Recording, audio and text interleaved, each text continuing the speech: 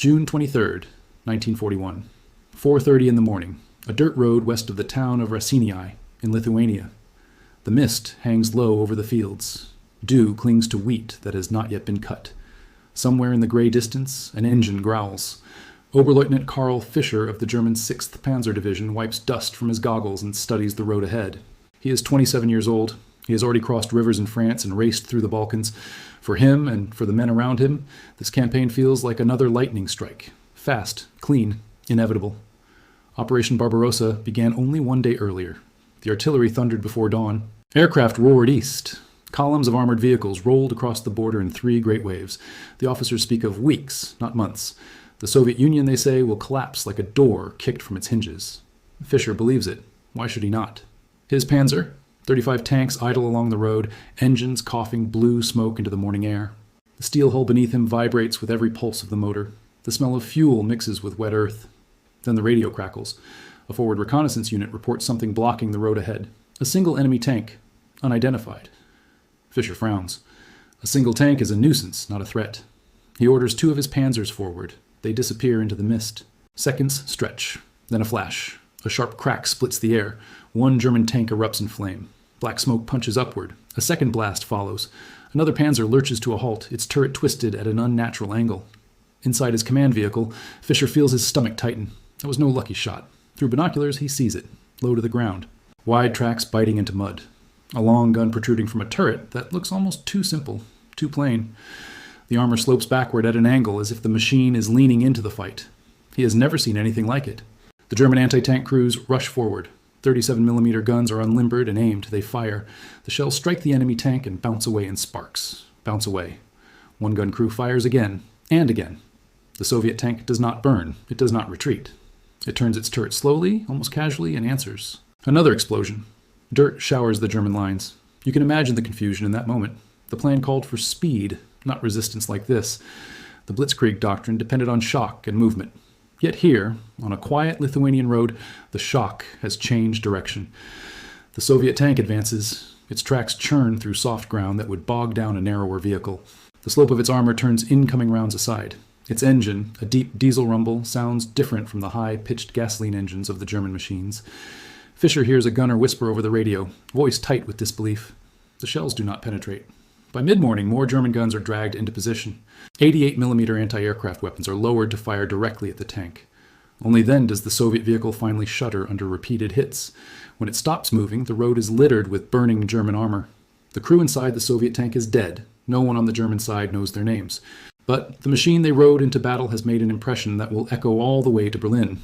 Later that day, General Erich Hoepner receives reports from the front. His officers describe a new Soviet tank with thick, sloped armor and remarkable mobility. Standard anti-tank guns are ineffective. Crews must rely on heavier weapons at close range. In staff tents and field headquarters, maps are unrolled again. Arrows pointing east begin to feel less certain. The tank has a designation, T-34. At first, some dismiss it as crude. The optics are not refined. The finish is rough. Weld lines are visible. The turret interior is cramped. Yet crude does not mean weak. In the days that follow, more encounters occur. German units report the same problem. Shots that should destroy enemy armor fail. Soviet tanks appear where the ground seems impassable. Mud, sand, broken roads. The wide tracks carry them forward. Fischer writes in his field notebook that evening. He describes the engagement in careful script. He does not dramatize. He does not complain. But one line stands out. The enemy has a tank that changes everything. Far to the east, in Soviet territory, factory workers in Kharkov and Stalingrad are already preparing more of them. They do not know about Reshaped. They do not know the name Karl Fischer. They only know that their country is under attack. The war is less than 48 hours old. And already the Blitzkrieg has met a machine it did not expect. July 1941. Kharkov, Ukrainian Soviet Socialist Republic. The factory floor trembles long before sunrise. Inside the Kharkov locomotive factory, number 183, sparks fly in bright showers against the dark rafters. Steel plates hang from cranes like enormous gray shields. The air smells of oil, sweat, and hot metal. There is no silence here, only hammers, only grinding wheels, only urgency. Nikolai Petrov stands at a welding station, mask lowered over his face. He is 32 years old. Before the war, he repaired farm tractors. Now he welds armor for tanks. He has heard the rumors. German forces are moving fast. Minsk has fallen. Smolensk is under pressure.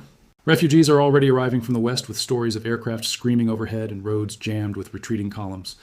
Nikolai does not follow strategy. He does not see maps. He sees steel plates measured in millimeters. He sees angles drawn in chalk. The foreman walks past, shouting above the noise. Increase output. No delays. Every tank must leave the line. The design in front of Nikolai is simple in appearance. Large slope plates form the hull. The angles are deliberate. When a shell strikes flat armor, it bites. When it strikes a slope, it glances away. The mathematics are quiet but decisive. The tank he is building is called the T-34. It is not perfect. Inside the turret, space is tight. The commander also serves as gunner. Communication can be chaotic. The transmission requires strength to shift. Early models lack radios in many vehicles. Crews must signal with flags or hand gestures, but the machine has qualities that matter more than comfort. A powerful V12 diesel engine sits in the rear. It produces more than 500 horsepower. Diesel fuel is less likely to ignite than gasoline. The wide tracks spread weight across mud and snow. In a land of deep soil and brutal winters, that matters. Across the border, German engineers are beginning to file urgent reports. They measure captured wrecks. They examine sloped armor with calipers and disbelief.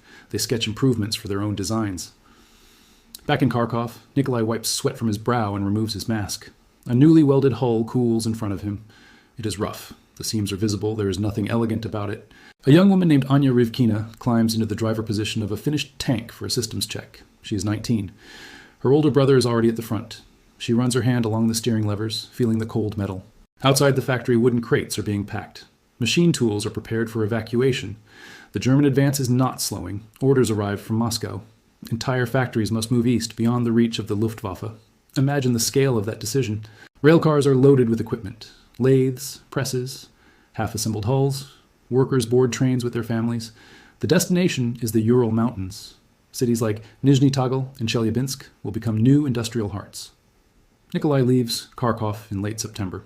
He rides in an open freight wagon beside machine parts and barrels of diesel. The train crawls east for days. Sometimes it stops in open countryside while military traffic takes priority. He does not know whether his home will still stand when this is over. In October, German units approach Kharkov. The factory floor he left behind is empty. Production has shifted east. It resumes under primitive conditions. Roofs leak. Equipment is bolted to concrete floors that were poured only days earlier. Workers sleep in barracks near the assembly lines. The output begins to rise. Hundreds of T-34 tanks roll out each month, then thousands. On the front, Red Army crews begin to receive them in greater numbers. One of those crews includes Sergeant Ivan Morozov, a former schoolteacher from near Moscow. He is assigned as commander of a new T-34 in the autumn of 1941. His tank still smells of fresh paint and oil when it arrives at a rail depot west of the capital. He runs his hand across the sloped armor, much like Anya did in the factory. He knows the German panzers are skilled. He has seen photographs of burned Soviet machines from the first weeks of the invasion. He does not think about ideology. He thinks about survival. His driver, Mikhail Sidorov, jokes nervously as they load ammunition. The 76mm gun shells are stacked carefully inside the cramped turret. There is little room to move. When the hatch closes, the world becomes steel and shadow. Winter approaches. Mud begins to swallow roads. German supply lines stretch thin. Engines strain in freezing temperatures. The T-34 was not designed for comfort. It was designed for conditions like these. In staff meetings far from the front, German officers debate how to respond. Some argue that their own tanks must be redesigned with sloped armor and heavier guns. Others insist that speed and tactics will compensate. But time is slipping. By December 1941, the German advance toward Moscow stalls. Snow covers wrecks on both sides. Soviet counterattacks begin to push back exhausted units. And in the white fields outside the capital, the T-34 appears again, not as a lone shock on a Lithuanian road. This time, it comes in numbers. December 5th, 1941, just before dawn. West of Moscow, near the village of Krukovo, the temperature hangs far below freezing. Breath turns instantly to frost. Snow creaks under boots like dry sand. Inside his T-34, Sergeant Ivan Morozov flexes his stiff fingers inside wool gloves. The metal around him is so cold it burns through fabric. The engine behind him rumbles, a steady diesel heartbeat in the dark. Outside, artillery flashes briefly against a sky that never fully brightens. The German drive toward Moscow has stalled. Supply trucks are frozen to the ground. Engines fail in the night. Soldiers wrap blankets around rifle bolts to keep them from sticking to bare skin. Morozov hears the order over a crackling radio. Advance at first light. He glances at his driver, Mikhail Sidorov. Mikhail nods, jaw tight. Neither man speaks of fear. There is no room for it inside this steel shell. When the tank lurches forward, snow sprays from the wide tracks. The ground is uneven, rutted by earlier fighting. A lighter vehicle would sink. The T-34 presses on, heavy but balanced. Ahead, shapes emerge through drifting snow. German positions dug into tree lines. Anti-tank guns hidden behind low ridges. The first German shot strikes the sloped front armor with a sharp clang. The impact echoes inside like a hammer against a bell. Morozov feels it through his spine, but the shell does not penetrate. The angle of the armor turns it aside. Sparks scatter across white ground. Morozov steadies the turret. He lines up the 76mm gun. He does not shout. He does not rush. He squeezes the trigger. The recoil slams through the cramped turret. Smoke fills the air. Through the sight, he sees the German gun position erupt in splinters of wood and snow. To his left, another T-34 moves in parallel, its green hull almost ghost-like against the winter field. These are not isolated machines now. They are part of a coordinated counterattack stretching along the front. You can feel the shift. Only months earlier, German columns surged east with confidence. Now they brace against a push they did not expect before spring. In a nearby German trench, Corporal Hans Becker peers over frozen sandbags. He has been in Russia since June. He remembers the early victories, the long lines of prisoners, the sense of inevitability. Now he watches dark shapes move through snow, engines growling steadily despite the cold. He fires his anti-tank rifle. The round strikes and ricochets harmlessly. More T-34s crest the ridge. Their tracks grip the frozen earth. Their engines do not stall in the cold as easily as the gasoline-powered panzers nearby. Becker ducks as a shell lands behind him, spraying dirt and ice. The battle is not one-sided. Soviet crews suffer heavy losses. Coordination is imperfect. Communication falters in the chaos. Many tanks are knocked out by well-placed German 88mm guns. Morozov sees one of his comrades' vehicles burst into flame after a direct hit. The hatch opens. A crewman climbs out, uniform on fire, rolling in snow. War remains brutal and unforgiving on both sides. But something has changed. The German assumption that Soviet armor is inferior no longer holds. The T-34 has proven that it can meet and survive blows that once guaranteed destruction. As the days pass, temperatures drop even further. German lubricants thicken, engines require constant maintenance, frostbite spreads through exposed units. The T-34 is not immune to winter. Its crew shivers. The turret interior gathers ice from their breath. Controls grow stiff, yet the tank keeps moving. By late December, Soviet forces push German units back from the immediate outskirts of Moscow. It is not a complete reversal of the invasion. The front remains vast and deadly, but the Blitzkrieg has been halted. In field headquarters, German officers analyze reports. They request improved tanks with thicker armor and more powerful guns. The seeds of future designs, like the Panther and Tiger, are planted in these cold months. The influence of the T-34 reaches beyond the battlefield. It forces adaptation. Back near Moscow, Morozov stands outside his tank at dusk. The sky is pale blue, almost peaceful. Snow muffles distant artillery. He rests a gloved hand against the sloped armor. The surface is scarred with dents where shells struck and deflected. Crude, some had called it. He sees something else. He sees survival. He sees a machine that has given him a fighting chance. The winter of 1941 marks the first major setback for the German advance. It does not end the war. It does not guarantee victory, but it proves that the invasion will not be quick. And as the calendar turns to 1942, factories beyond the Ural Mountains are already increasing production. The T-34 is about to appear on a scale no one in June 1941 could have imagined. July 12, 1943, dawn breaks over the rolling fields near Prokhorovka, south of Kursk. The grass moves in long waves under a hot wind. Dust already hangs in the air before the first engines start. The ground here is open, wide, unforgiving. There is nowhere to hide. Inside his T-34, now upgraded with improved optics and more reliable radios, Sergeant Ivan Morozov listens to the rumble building across the horizon. It sounds like distant thunder, but steady, mechanical. Operation Citadel is underway. After the winter setbacks and the defeat at Stalingrad, German forces are attempting to seize the initiative once more. The Kursk salient bulges westward into their lines. The plan is to cut it off with a massive armored strike. On the southern face, near Prokhorovka, hundreds of tanks converge. Morozov wipes sweat from his eyes. This is not the frozen silence of Moscow. It is summer heat pressing against steel. The turret smells of fuel and oil and men who have not slept enough.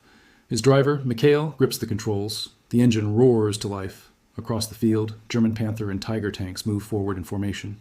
Their guns are longer now, their armor thicker. Lessons have been learned. The gap between designs has narrowed.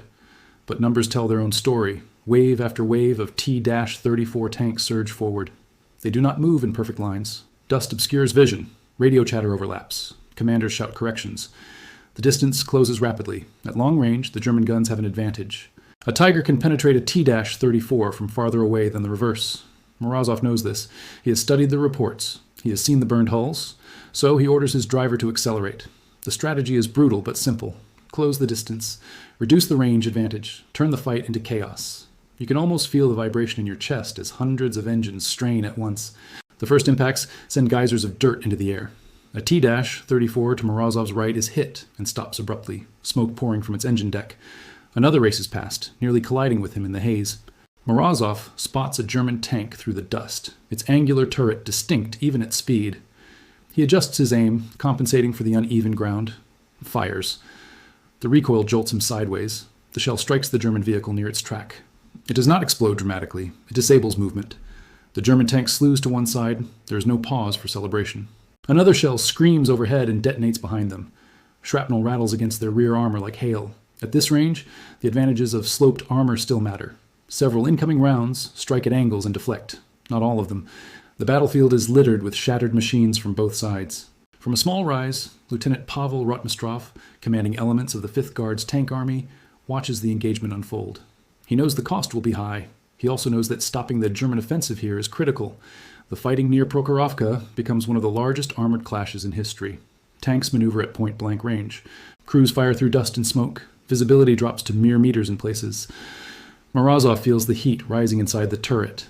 Sweat runs down his neck. His loader works frantically, muscles shaking with effort as he feeds another shell into the breach. For a moment, through a break in the dust, Morozov sees the scale of it. T-34s stretching across the steppe, some advancing, some burning.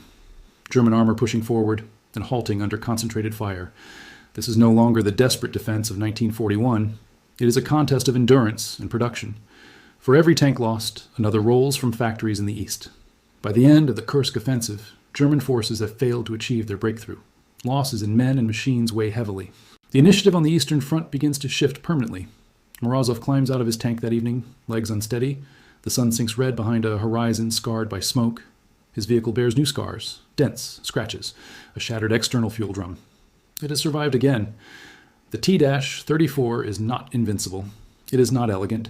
It demands sacrifice from its crews. But it has become the backbone of an army that is no longer retreating. The road now leads west.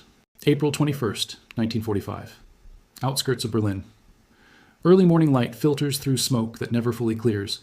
The city trembles under constant artillery. Buildings stand hollowed out, windows shattered, streets choked with rubble. The war that began with speed and shock now grinds forward block by block. Sergeant Ivan Morozov sits inside a newer model T-34, the 85mm gun variant introduced the previous year. The turret is larger now, the gun more powerful. Years of hard lessons have shaped this machine. He runs a hand across the breech of the gun, feeling the worn metal beneath his glove. 4 years earlier, on a Lithuanian road, German crews stared in disbelief at the first sight of this tank. Now it rumbles toward the heart of their capital. The diesel engine growls as the tank crawls over broken pavement. Infantry move alongside, using the hull for cover. Snipers watch from shattered rooftops. Every intersection carries risk. Morozov no longer carries the nervous energy of 1941. He carries fatigue. Lines mark his face. Mikhail, still his driver, moves with quiet focus. They have survived Moscow, Stalingrad, Kursk, countless nameless villages. The T-34 has changed with them. When the original design entered combat, German commanders dismissed it as rough and unsophisticated. They noted the cramped turret, the uneven welds, the lack of refinement. They did not dismiss it for long. The sloped armor forced redesigns in German tanks. The wide tracks inspired study. The balance between firepower, protection, and mobility reshaped armored warfare. Even the formidable Panther tank owed part of its lineage to lessons learned in 1941. But here, in the ruins of Berlin, theory gives way to survival once more. A sudden flash from a side street. An anti-tank gun fires at close range. The shell strikes the front glacis plate of Morozov's tank at an angle. The impact slams through the hull with a deafening clang. For a split second, everything goes white inside the turret. Then the engine keeps running. The armor holds. Morozov exhales slowly. He rotates the turret toward the source of the shot. One precise round. The threat falls silent beneath dust and debris. There is no cheering inside the tank. Only a nod between men who understand how close it was. Street by street, Soviet armor advances deeper into the city. Other T-34s burn along the roadside, casualties of Panzerfaust ambushes and hidden guns. The cost remains real until the final hours. Yet the scale of production has tipped the balance. More than 50,000 T-34 tanks have been built since the war began. Factories that once fled east now supply an unstoppable flow of steel. Nikolai Petrov, the welder from Kharkov, survived the evacuation. He now works in Nizhny Tagil, still welding armor plates late into the night. He hears distant rumors that Berlin is nearly surrounded. He does not know Ivan Morozov. He does not know where his tanks ended up, but the machine he helped build stands now at the center of a collapsing regime. On April 30th, Soviet forces close in on the Reichstag. Fighting continues in pockets across the city. The thunder of artillery echoes between monuments and ministries. Morozov parks his tank beside a canal as dusk settles. Smoke drifts over the water. The skyline is broken, jagged against a red sky. He climbs out and sits on the hull. For the first time in days, there is a strange quiet between bombardments. He remembers the winter outside Moscow, the shock of Kursk, the long retreats and longer advances. The T-34 beside him is scarred and worn. Paint is chipped. Steel is dented. It looks crude to an untrained eye, but it endured. When Germany invaded the Soviet Union in 1941, the Blitzkrieg seemed unstoppable. Speed and coordination shattered entire armies in weeks. Then, on a misty road near Rasenii, a new shape emerged from the fog. Sloped armor, wide tracks. A diesel engine that refused to quit. It was not perfect. It was not elegant. It was not comfortable. It was enough. The T-34 did not win the war alone. No single machine ever does. Victory came from factories moved across continents, from soldiers who endured unimaginable hardship, from strategies refined in fire. Yet this tank became a symbol of resilience, a machine that absorbed the shock of invasion and helped carry the fight all the way back to Berlin. In the end, the crude design that once stunned German commanders proved to be one of the most influential armored vehicles of the 20th century. As night falls over the ruined capital, Morozov rests his hand on the cold steel. The war in Europe is almost over. The engine is finally quiet.